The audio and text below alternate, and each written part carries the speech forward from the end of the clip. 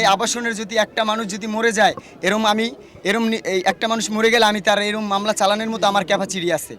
এই ঘটনায় ব্যবস্থা না নিলে আমরা পরবর্তী 24 ঘন্টা পরে আমাদের কর্মসূচি এবং পরবর্তী করণীয় আপনাদেরকে জানিয়ে দেওয়া হবে। এই অনেক ভয় ছিল যে আমাকে আগেই হুমকি তুমকি দেওয়া হয়েছে, তোমাকে এই দেশে থাকতে পারবে না, তুমি এই দেশে তুমি ই করবে না, তোমার চোখ উড়িয়ে দেওয়া হবে। আমার এক ভাগ্নে আছে, তারও ওই জায়গায় নিয়ে ক্লাবে নিয়ে এরকম হুমকি তুমকি দিয়েছে। তাই আমরা কি ওইটার কারা, ওদের নাম? হ্যাঁ অবশ্যই চিনি। নাম হয়েছে যে আপনার হয়েছে আমাকে মেম্বার, আর নাম হয়েছে যে আপনার এই কাশেম, আবু কাশেম মেম্বার। হ্যাঁ মেম্বার। আমাকে হয়েছে যে 1 নং ওয়ার্ডের আপনার আমখলাই এই অর্ডের মেম্বার। আর এদিকে আরো হার কিছু লোক আছে যে হার নেতৃত্বে এই পোলাপান্ডি আমাদের করে ধলাই, তার নাম হয়েছে ধলাই।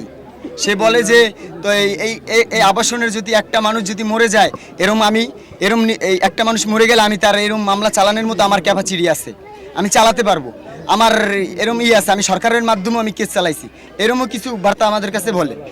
তাই বিশেষ করে আমি ওই কথার ভিত্তিতে আমি অনেক আমার মন থেকেই এমনিতে আগেই ভয় ছিল, ভয় কাজ করতো যে আসলে তো আমার জানের একটা ভয় আছে, সবার কিছু জানের একটা ভয় আছে।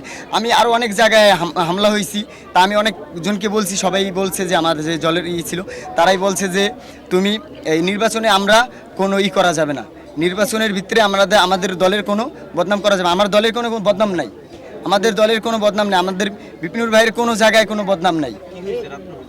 তারপর রাত্র 2:30 বাজে দেখি কি আপনার যে পানির মতো আমার ওই যে গাড়ির উপরে খালি সিডে মারতেছে, আর যে টিনের উপরে সিডে মারতেছে, পানির মতো লাগতেছে।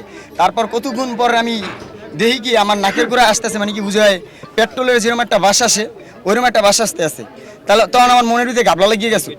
কিছুক্ষণ বাদে আমি একটু মোবাইলটা রাইখে আমি একটু স্তব্ধ হয়ে রয়েছিলাম, দেখতে পারছি আমি যে মানুষের অনেকই আনাগোনা। টাস করে 2 জন লোক আইসেই ম্যাচ মাইরা দাপ করে জ্বালাই দিয়েছে, পুরো দেখি অন্ধকার ওই পাশে এককালে যে পিছে পুরো আলোকিত হয়ে গেছে, পুরো আমার যে ঘরটা অন্ধকার ছিল তারা পরিষ্কার হয়ে গেছে একবার, মানে কব যে ফেস আমি এককালে সামনে দেখছি আমি ওই যে 2 জনের।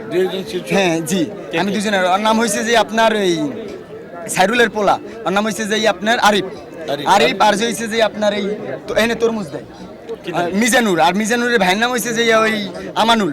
ওরা আরিফ। হ্যাঁ হ্যাঁ, আমি এই কজন চিনি, কিন্তু আরো অনেক লোক ছিল আমার। হ্যাঁ পেট্রোল মারছিল। 5 মিনিট সময় করে নাই ভাই, 5 মিনিট। আমার একটা মেয়ে 1.5 বছর বয়স, 1.5 বছর বয়সের মেয়েটা আমার কিন্তু আমার সবই গেছে, আমি তো সর্বহারা, আমার কইতে গেলে আমার কিছুই নেই, কিন্তু আমার কিন্তু এটা দুঃখ না।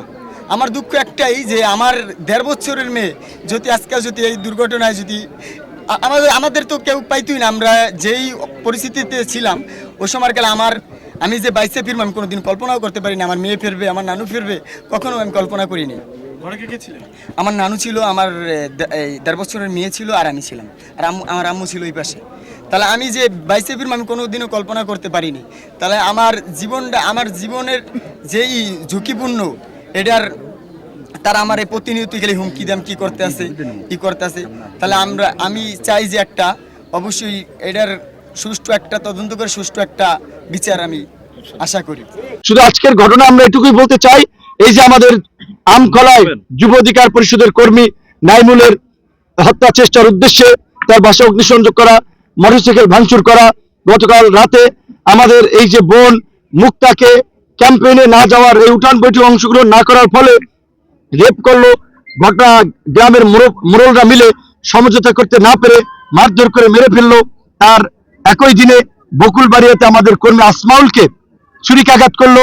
চরবোরানে বকুলবাড়িয়াতে একের পর এক ঘটনা ঘটছে। এই ঘটনাগুলো ব্যবস্থা না নিয়ে প্রশাসন নির্বিকার ভূমিকা পালন করছে এবং হাসান মামুনের এই সন্ত্রাসী কার্যক্রমকে উৎসাহ দিচ্ছে। তাই আমার সন্দেহ আজকে এই আমাদেরকে বিশেষ করে এই হত্যার প্লট রচনার ক্ষেত্রে আমাদের এই ক্ষতি করার জন্য, এই নির্বাচন বানচাল করার জন্য হাসান মামুনের সাথে প্রশাসনেরও কারো যোগ সাজেশ আছে কিনা এটি অন্তর্বর্তী সরকারকে খতিয়ে দেখতে হবে। কারণ এই পটুয়াখালী নির্বাচন 3 আসনের নির্বাচন, কিন্তু পটুয়াখালী 3-এর কোনো আঞ্চলিক নির্বাচন নয়, এটি একটি জাতীয় এবং আন্তর্জাতিক ইস্যু। কারণ এখানে আমি নির্বাচনে অংশগ্রহণ করছি, সেখানে প্রশাসনের কাছ থেকে একটা দলের প্রধান হিসেবে যেই সম্মান, যে মূল্যায়ন পাওয়ার কথা আমরা সেটি পাচ্ছি না। তাই আমরা এই গণমাধ্যম কর্মীদের মাধ্যমে দেশবাসী সহ সকলকে জানিয়ে রাখলাম, এই ঘটনায় ব্যবস্থা না নিলে আমরা পরবর্তী 24 ঘন্টা পরে আমাদের কর্মসূচি এবং পরবর্তী করণীয় আপনাদেরকে জানিয়ে দেওয়া হবে। আমরা শক্ত কঠোর পদক্ষেপ নিব, কর্মসূচি নিব। তার বিষয়টি মামলা প্রক্রিয়াধীন। রেপের ঘটনাটিতে মামলা হয়েছে, বকুলবাড়ির ঘটনায় মামলা হয়েছে, চরবরানের ঘটনায় মামলা আছে। এখন পর্যন্ত কাউকে গ্রেপ্তার করা হয়নি, আর গ্রেপ্তার না করার ফলে বারবার এই ঘটনাগুলোর পুনরাবৃত্তি ঘটছে। ধন্যবাদ।